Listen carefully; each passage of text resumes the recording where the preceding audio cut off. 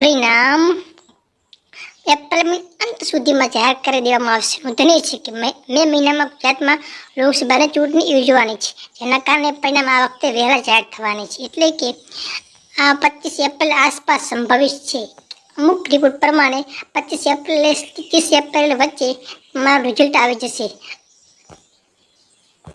આ તમને બીજા એક ન્યૂઝ રિપોર્ટ પ્રમાણે પણ દેખો, આપ જોઈ શકો છો કે એપ્રિલ મહિનાના અંત સુધી આવી શકે છે રિઝલ્ટ, એવું કહેવામાં આવ્યું છે. એ માટે તમે બીજા કોઈ વિડીયો ઉપર તમારે ધ્યાન દેવાનું નથી. ઓનલી ફોર આ તમારા યુટ્યુબ ચેનલને સબસ્ક્રાઈબ કરવાના તમને સૌથી પહેલી હું માહિતી આપીશ.